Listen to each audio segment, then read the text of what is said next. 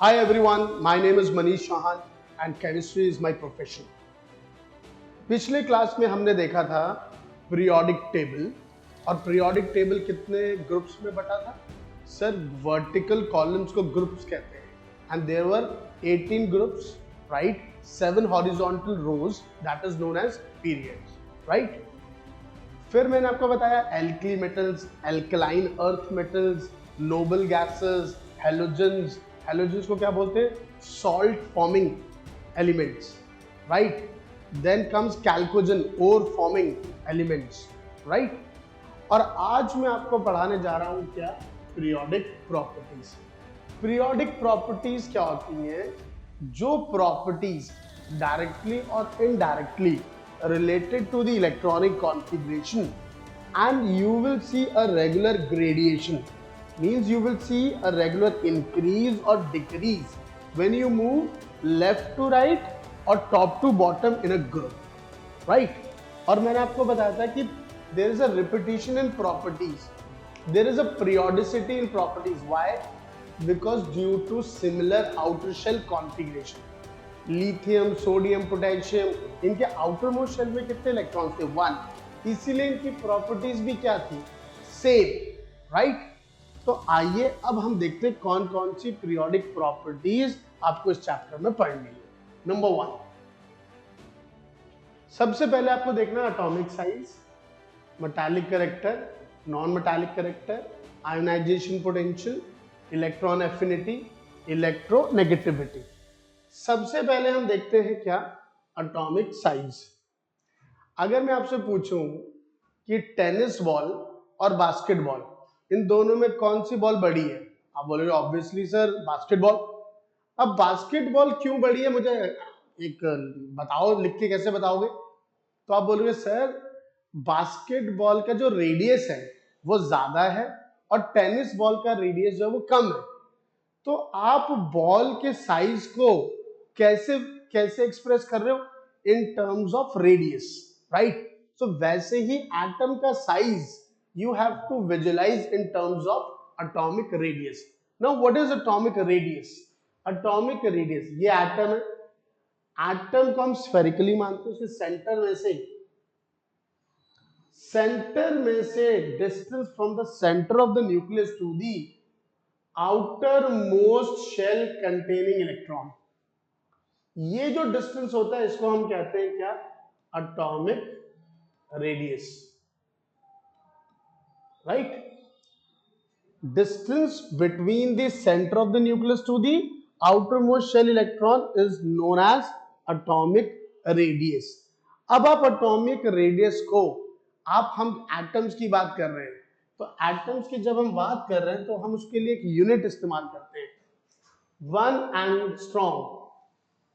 angstrom equals to 10 raised to power minus 10 meter 1 picometer equals to 10 raised to power minus 12 metre 1 nanometre equals to 10 raised to power minus 9 metre पता जब मैं आज से 15 20 25 साल पहले मैं ये सोचता था कि एटम को सिर्फ हम इमेजिन कर सकते हैं एटम तो किसी को दिखता नहीं रोजमर्रा की जिंदगी में हम कहाँ देख पाते हैं एटम राइट एटम तो कहते थे atoms means what it is the smallest unit of what matter right याद है डेल्टन्स एटॉमिक थ्योरी ने बोला था कि atom matter is made up of smallest tiny particle known as what atom means what which can not be further divided बाद में वो तो गलत प्रूफ हो गया कि एटम से भी छोटे कौन चलेगा इलेक्ट्रॉन प्रोटॉन न्यूट्रॉन देखो मैं सोचता था कि एटम को सिर्फ मानना होता है विजुअलाइज करना होता है लेकिन मैंने आज से 15-20 साल पहले जब हमारे भोपाल में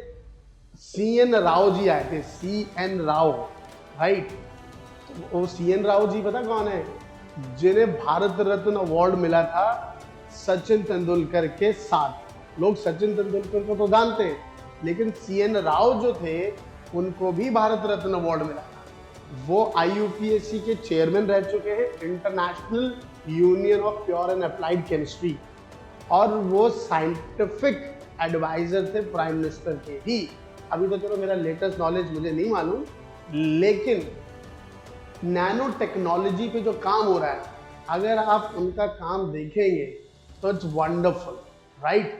चलिए अब मुद्दे पे आते हैं। उन्होंने मुझे पहली बार मैं सेमिनार में बैठा था और मैंने पहली बार देखा था कि when we can click photograph of an atom also, atom की भी फोटो ली जा सकती है। उन्होंने मुझे दिखाई कार्बन की, सिलिकॉन की, इनके एटम्स के मैंने इनकी फोटोग्राफ्स देखी है। और उन्होंने कौन सी मशीन से उन्होंने वो खींची थी?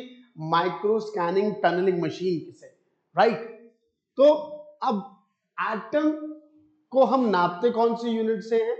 छोटी यूनिट से।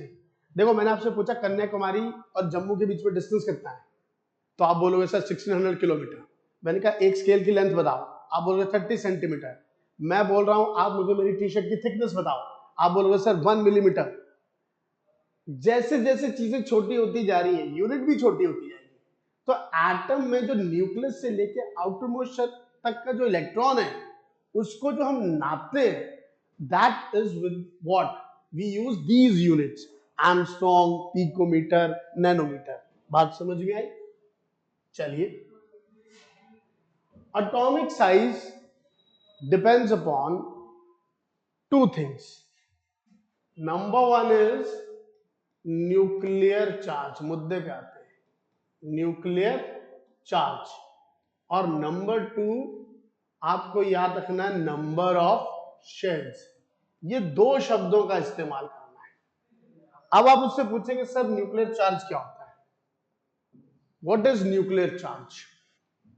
न्यूक्लियर चार्ज का मतलब, अच्छा न्यूक्लियस के ऊपर वो charge is present? Positive. Nucleus के बीच में प्रेजेंट क्या होता है? Proton and neutron. न्यूट्रॉन पे देयर इज नो चार्ज। अगर एक प्रोटॉन है तो 1 पॉजिटिव, 2 प्रोटॉन तो 2 पॉजिटिव, 3 प्रोटॉन तो 3 पॉजिटिव, 4 प्रोटॉन तो। So if someone ask you what is nuclear charge, it is the positive charge present in the nucleus of an atom which is equal to the number of protons in the nucleus, right? nuclear charge मतलब जितने ज्यादा proton, ठीक है, उतना ज्यादा nuclear charge, right. Positive charge की बात कर रहा हूं। और पॉजिटिव किसको अट्रैक्ट करेगा? नेगेटिव इलेक्ट्रॉन्स को अपनी तरफ अट्रैक्ट करेगा। इतनी बात समझ में? न्यूक्लियर चार्ज से क्या समझना है? It is the positive charge present on the nucleus, right? It depends upon the number of proton present in the nucleus, right? अब आ जाओ, इसको समझते हैं। देखिए, न्यूक्लियर चार्ज बढ़ा, पॉजिटिव चार्ज बढ़ा, तो पॉजिटिव चार्ज किसको खींचेगा? आउटर मोस्ट शेल इलेक्ट्रॉन को अपनी तरफ खींचेगा। तो जब अपनी तरफ खींचेगा तो फोर्स ऑफ अट्रैक्शन बढ़ी, आउटर मोस्ट इलेक्ट्रॉन उसके करीब आया और साइज क्या करेगा? छोटा हो जाएगा, राइट। तो whenever there is a force of attraction तो distance between them what decreases. यार मेरे मन में पता क्या बात आ रही है? जैसे मान लो मैं और मेरी वाइफ है, ठीक है। अब मेरी वाइफ और मुझ में फोर्स ऑफ अट्रैक्शन बढ़ी, तो फोर्स ऑफ अट्रैक्शन बढ़ी तो हम एक दूसरे के क्या आएंगे? करीब आएंगे। हमारे बीच का डिस्टेंस क्या होगा? कम, राइट। फोर्स ऑफ अट्रैक्शन बढ़ती है तो बीच की दूरियां कम होती हैं, मतलब आप क्या बोलेंगे? साइज क्या हो गया? कम हो गया। बोलो क्लियर है? An increase in the nuclear charge decreases the size of the atom because electrons are then attracted towards the nucleus with a greater force of attraction and thereby bringing the outermost shell closer to the nucleus, right? दूसरा number of shell, ठीक है। अब आपको मैं बताऊं nuclear charge तो no doubt is important factor, मैं मना नहीं कर रहा हूं, लेकिन यहां पर न्यूक्लियर चार्ज के अलावा एक और फैक्टर है जो इंपॉर्टेंट है, that is number of shells, right. ये लिथियम है, ये सोडियम है और ये पोटेशियम, 21 281 2881। अब ये कितना? 3, ये कितना? 11, ये कितना? 19। अब आप बोलोगे sir on moving top to bottom in a group no doubt nuclear charge increasing, nuclear charge बढ़ रहा है, मैं उसकी बात कर रहा हूं, लेकिन यहां न्यूक्लियर चार्ज से इंपॉर्टेंट फैक्टर पता कौन सा है? नंबर ऑफ शेल्स वाला इंपॉर्टेंट फैक्टर है। जब आप अक्रॉस द पीरियड जाएंगे तब आप न्यूक्लियर चार्ज को डोमिनेंट मानेंगे, लेकिन जब आप डाउन द ग्रुप आएंगे तो न्यूक्लियर चार्ज से ज्यादा इंपॉर्टेंट फैक्टर कौन सा हो जाएगा? Number of shells. आप बोलेंगे on increasing the number of shells, distance between the nucleus and the outermost shell increases, force of attraction decreases, and atomic size increases. Atomic size increases word very important. An increase in the number of shells increases the size of an atom because the distance between the outermost shell and the nucleus increases. देखो board में ये increase ये आएगा, आपको बस शब्दों का इस्तेमाल करना आना चाहिए, ठीक है। देखिए अब आइए सबसे पहले trends in atomic size across a period. मैंने आपको बोला है अक्रॉस अ पीरियड जब हम जाएंगे लेफ्ट टू राइट वर्ड का इस्तेमाल करना है, ठीक।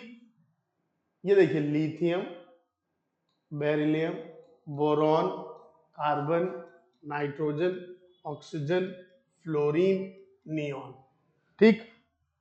Atomic number 3, 4, 5, 6, 7, 8, 9, 10, right. अब आप यहां से लेफ्ट टू राइट जा रहे हैं तो आप क्या देख रहे हैं, क्या हो रहा है? एटॉमिक नंबर क्या कर रहा है? इंक्रीज। एटॉमिक नंबर बड़ा मतलब एटॉमिक नंबर की डेफिनेशन क्या होती है? Number of proton. तो नंबर ऑफ प्रोटॉन्स क्या कर रहे हैं? Number of protons increases, agree.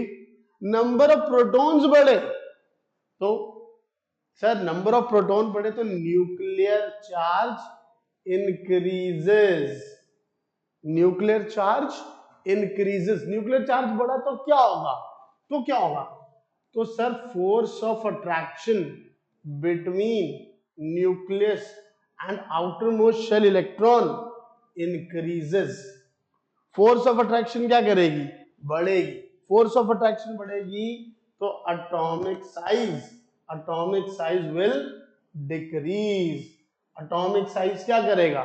Decrease. अब आपको बस देखो मेन वर्ड तो न्यूक्लियर चार्ज है। Nuclear charge increases, force of attraction increases, size decreases, बस ऐसे याद रखना है। पर ये आपको डिटेल में, तो size of an atom decreases from left to right. Why? Because nuclear charge increases, ये आपको याद रखना है। Next down group. अब देखो डाउन ग्रुप चलते हैं। Lithium 2,1, sodium 2,8,1, potassium 2,8,8,1। इतनी बात समझ में आई? सर 3, 11 और 19। अब मुझे एक बात बताओ, atomic number increases, nuclear charge increases, तो आप बोलोगे सर न्यूक्लियर चार्ज इंक्रीजेस तो फोर्स ऑफ अट्रैक्शन बढ़ेगी।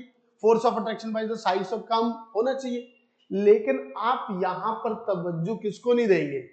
आप यहां न्यूक्लियर चार्ज को ओवर पार कर देगा कौन सा factor? Number of shells. Number of shells वाला फैक्टर क्या करेगा? वो न्यूक्लियर चार्ज वाले फैक्टर को ओवर पार कर रहा है। It outweighs the nuclear charge, and what you will see on moving down the group, number of shells increases. Number of shells increases means force of attraction decreases and atomic size increases. याद रखना nuclear charge से बड़ा factor अब यहां कौन सा हो जाएगा? Number of shells. Number of shells. अच्छा चलो आप मेरी बात यूं समझो, मेरा एक बेटा है, ठीक है, मेरा एक बेटा है, वो डॉक्टर है, ठीक है, ये क्या डॉक्टर है, राइट। मैं बीमार हो गया, ठीक है, मैं बेड पे लेटा हूं, और ये मेरा एक स्टूडेंट है, इसका नाम क्या? शंभूनाथ। क्या नाम है? शंभूनाथ, ठीक। मैं बीमार हुआ, मैं किसको कॉल करूंगा कि आओ बेटा आओ? तो ऑब्वियसली मैं अपने बेटे को ही कॉल करूंगा। क्यों? मेरा बेटा है, मेरी उसके साथ फोर्स ऑफ अट्रैक्शन ज्यादा है, वही मेरे को बचाने के लिए मेरे पास आएगा, पापा पापा पापा, राइट। अच्छा अब मान लो मेरा बेटा जो है वो डॉक्टर है, शंभूनाथ भी डॉक्टर है, लेकिन मेरा बेटा यहां नहीं है, मेरा बेटा लंदन में है, ठीक। और मैं बीमार हुआ, और शंभुनाथ भी डॉक्टर है, और ये कहाँ पे है, ये भोपाल में। अब मुझे बताओ, मुझे हार्ट अटैक आया, तो मुझे बचाने के लिए किसको आना चाहिए, मेरे बेटे को ही आना चाहिए। पर उस समय अब मेरा बेटा इज नॉट मोर इंपॉर्टेंट। क्यों, मेरा बेटा लंदन में बैठा, उसको वापस भोपाल में आने के लिए लग जाएंगे 7 दिन, तो मैं किसको कॉल करूंगा। यहां पर कौन सा फैक्टर इंपॉर्टेंट है, डिस्टेंस। यहाँ कौन सा फैक्टर इंपॉर्टेंट है, distance. Now Shambhunath will come, right, no doubt nuclear charge and number of shells both are important, but nuclear charge वाला फैक्टर लेस डोमिनेंट हो जाएगा, नंबर ऑफ शेल्स वाला फैक्टर मोर डोमिनेंट होगा when you move top to bottom. इसीलिए हम बोलते हैं although on moving top to bottom the number of shells, the factor number of shells outweighs the nuclear charge. So what we write, on moving top to bottom, number of shells increases, number of shells increases, force of attraction decreases, and hence atomic size increases. बोलिए इतनी बात से agree करते हैं, आगे चलते हैं। अच्छा, अब आइए, ये मैंने आपके सामने क्या लिखा, Na पॉजिटिव, और ये मैंने क्या लिखा, सोडियम। ये सोडियम एटम है, और ये कौन है, cation. What is this, sodium cation, sodium cation. और ये कौन है, sodium atom, sodium atom, right. अब इसकी इलेक्ट्रॉनिक कॉन्फ़िगरेशन कितनी है, 2-8। इसकी इलेक्ट्रॉनिक कॉन्फ़िगरेशन कितनी है, 2-8-1। अब आपसे एक सवाल पूछेंगे, ये थोड़ा हाई ऑर्डर थिंकिंग स्किल में चला गया। बेटा इलेक्ट्रॉन कितने हैं, सर 10। प्रोटॉन कितने, 11। इलेक्ट्रॉन कितने, 11। प्रोटॉन कितने, 11।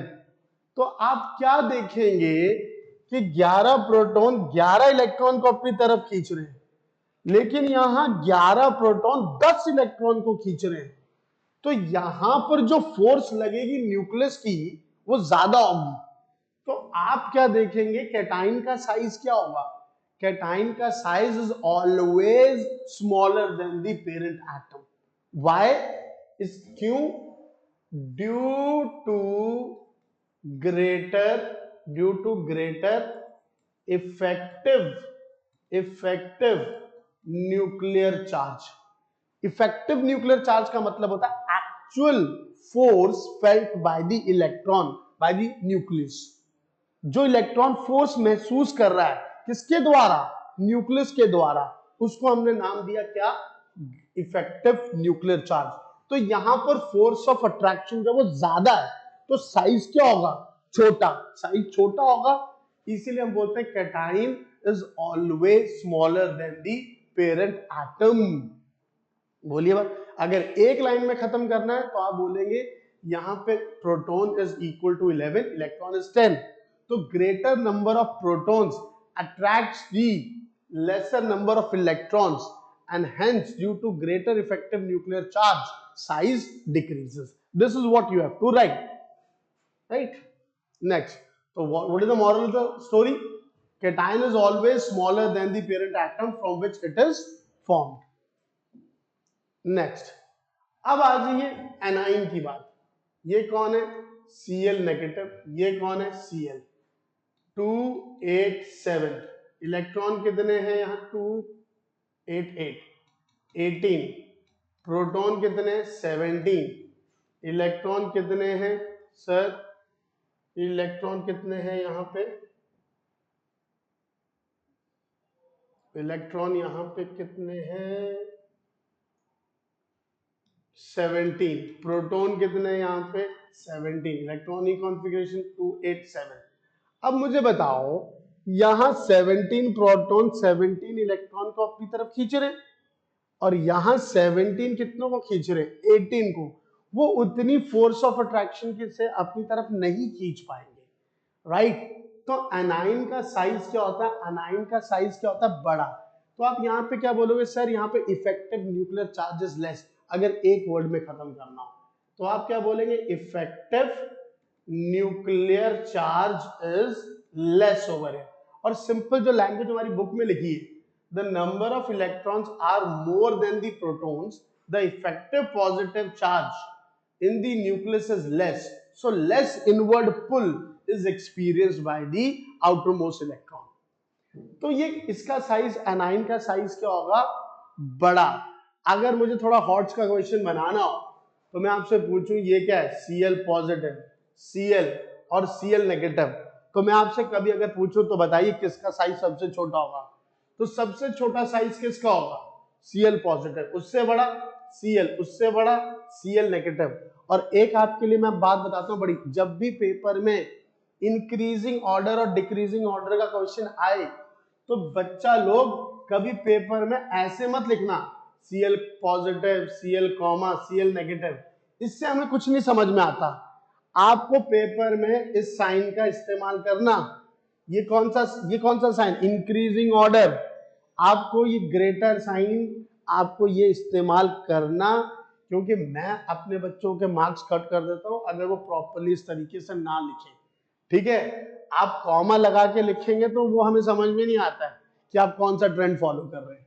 तो better, anion is always larger than the parent atom and cation is always smaller than the parent atom.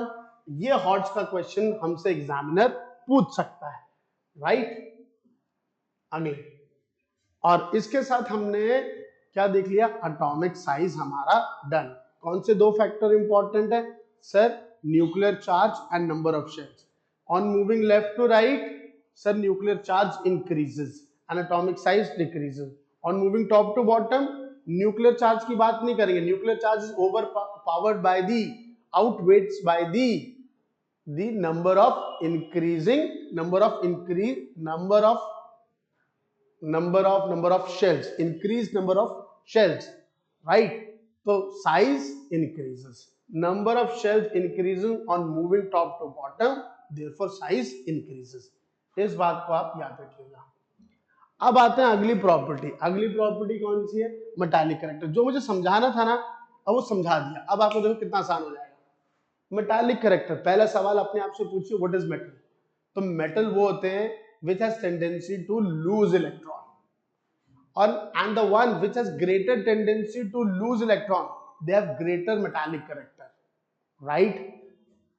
मैं बहादुर हूं, ये बच्चा मुझसे भी बहादुर है, ये बच्चा और भी बहादुर है, राइट. बहादुर सब है, लेकिन आप बोलोगे सर ये कम बहादुर है, आपसे ज्यादा तो ये बहादुर है, राइट. तो वैसे मेटालिक कैरेक्टर सब मेटल्स है. मेटल कौन होते हैं, जो इलेक्ट्रॉन लूज करते हैं, लेकिन कुछ जल्दी इलेक्ट्रॉन लूज करते हैं, कुछ बड़ी मुश्किल से लूज करते हैं. तो मेटालिक कैरेक्टर वेरी करता है, right. So those element which have tendency to lose their valence electron and form positive ion are considered to be metals. Greater the tendency to lose electron, greater is the metallic character, right. metallic character किस पे depend करता है, nuclear charge और atomic size पे. On moving left to right sir lithium, beryllium, boron, carbon, nitrogen, oxygen, fluorine, neon. तो आप क्या देख रहे हैं, 3, 4, 5, 6, 7, 8, 9, 10. Sir, on moving left to right, atomic number, sir, increases. Number of proton increases. Number of proton increases means nuclear charge increases, means force of attraction between nucleus and outermost shell electron increases. Therefore atomic size decreases. Atomic size decreases, or you can say atomic size decreases and tendency to lose electron. Last line लिखनी है, tendency to lose electron decreases, therefore metallic character decreases. जब हम left to right जाते हैं तो electron lose करने की tendency कम हो जाती है, मेटालिक कैरेक्टर कम हो जाता है. सर क्यों हो जाता है, due to increases in nuclear charge. बोलिए इतनी बात से सहमत. ये देखिए इस साइड में, ये कौन सी साइड है, लेफ्ट. ये कौन सी साइड है, राइट. तो left side of the periodic table you will see metals and right side of the periodic table you will see non metals, right. Why? Because nuclear charge increases tendency to lose electron decreases, ये word याद रखिएगा। So metallic character decreases when we move across a period, ये एक important word है, right. Next down a group, lithium, sodium, potassium, rubidium, caesium. Board आपसे पूछेगा कि on moving top to bottom, on moving top to bottom दो factor लग रहे हैं, एक न्यूक्लियर चार्ज और एक नंबर ऑफ शेल्स। तो number of shells what increases, number of shells increases means distance increases, distance increases means force of attraction decreases, force of attraction decreases means size increases, size increases means tendency to lose electron increases, right? So what ultimately you have to write? On moving top to bottom, number of shells increases, number of shells increases, force of attraction decreases, force of attraction decreases मतलब tendency to lose electron increases, hence metallic character increases। बोलिए बात से सहमत? आगे चलें। अब आ जाओ non metallic. ठीक, लड़कों का काम होता है चॉकलेट देना, लड़कियों का काम होता है चॉकलेट लेना।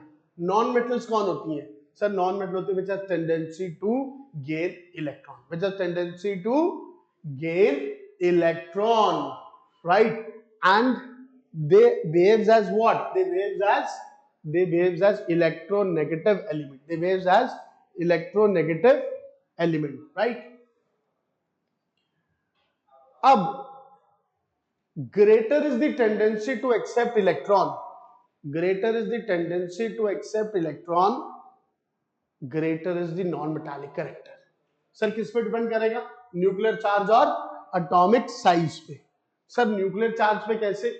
देखिए lithium, beryllium, boron, carbon, nitrogen, oxygen, fluorine, neon.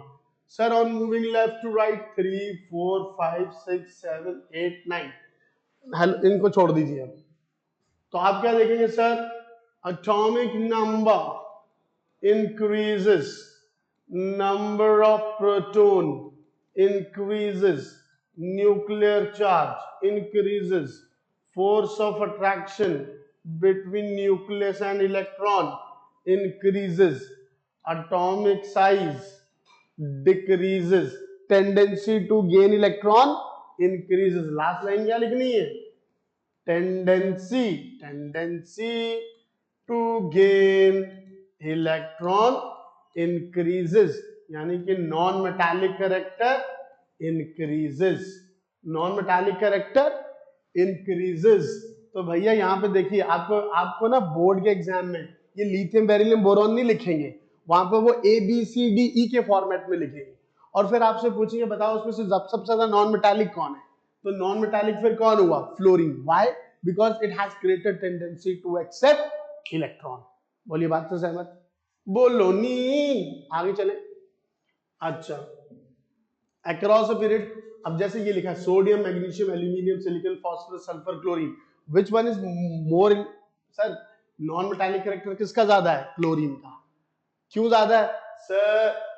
11 12 13 14 15 16 17, right sir. Nuclear charge increases, force of attraction increases. मैं बार बार बोल बोल के आपके ब्लड में फिट कर दूंगा, बार बार सुनते जाएंगे, आपको रट ही जाएगा कि आपको कि पेपर में लैंग्वेज क्या लिखनी है। Nuclear charge increases, tendency to gain electron increases, hence which is most metallic in this case? Sir, chlorine, right? On moving down the group, अब देखो carbon, silicon, germanium, tin, lead. कहे शिव जी सुनो पार्वती, सी से क्या बन गया? Carbon, silicon, germanium, tin, lead. कहे शिव जी सुनो पार्वती। अब कार्बन क्या है? नॉन मेटल, ठीक। ये क्या है? मेटलॉइड्स। कौन है ये? मेटलॉइड्स। ये कौन है? मेटलॉइड्स। ये क्या है? मेटल।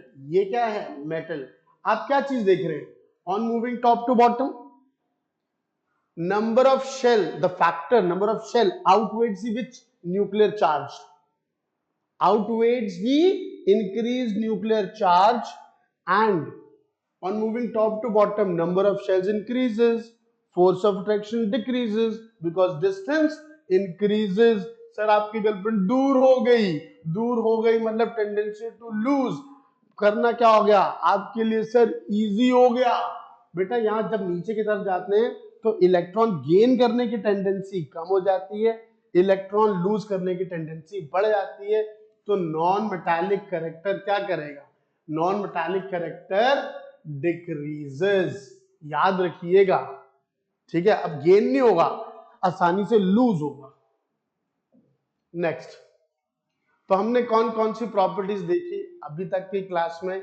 सर एटॉमिक साइज देख लिया, वेरिएशन देख लिया across a period down the group.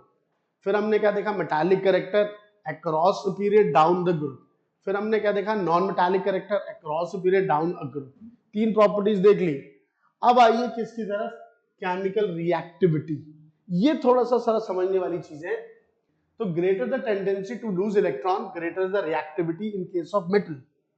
Similarly, greater the tendency to gain electron, greater is the reactivity in case of non-metals. ये नोट करते चलिएगा, ठीक है।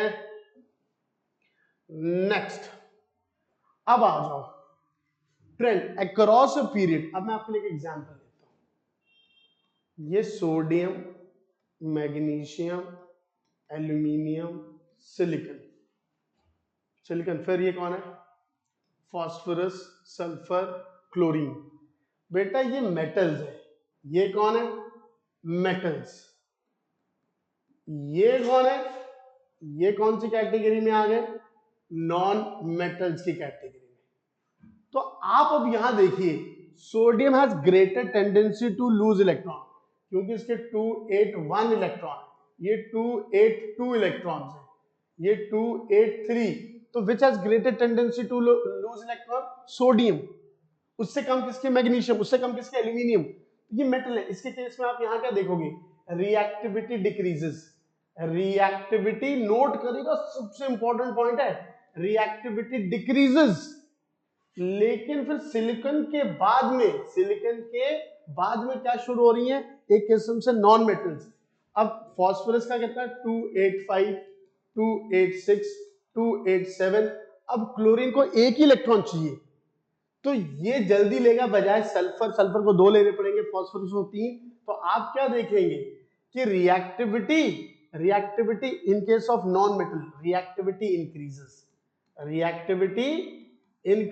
तो यहां पे देखिए, when you move across a period, reactivity first decreases and then reactivity increases. Note कर लीजिए, reactivity decreases and then reactivity increases. This is very very important line, right? ऐसा क्यों हो रहा है, क्योंकि सर पहले ये क्या, मेटल्स, और बाद में क्या आ रही है, नॉन मेटल्स। तो मेटल के केस में tendency to lose electron sir कम होती जा रही है। सोडियम जल्दी लूज करेगा, एल्यूमिनियम इतनी जल्दी लूज नहीं करेगा, इसलिए सोडियम इज मोर रिएक्टिव। अगर आप अपना दिमाग लगा लें, सोडियम को अपनी आता है पानी में डालते तो आग लग जाती है, तो sodium is more reactive than aluminium, right. Next, down group, बिल्कुल, lithium, sodium, potassium, rubidium, caesium. कोई आप पूछेगा इस ग्रुप में सबसे रिएक्टिव मेटल कौन सी है, आपको आंसर लिखना है सीजियम। क्यों सर, ऊपर से नीचे की तरफ जाते हैं, नंबर ऑफ शेल्स बढ़ते जाते हैं, तो force of attraction decreases, tendency to lose electron increases, तो केमिकल रिएक्टिविटी इंक्रीजेस। तो आपको बोलना on moving top to bottom, in case of metal reactivity increases, right? But if you talk about non-metals, non-metal में आपको बताता हूं, fluorine, chlorine, bromine, iodine.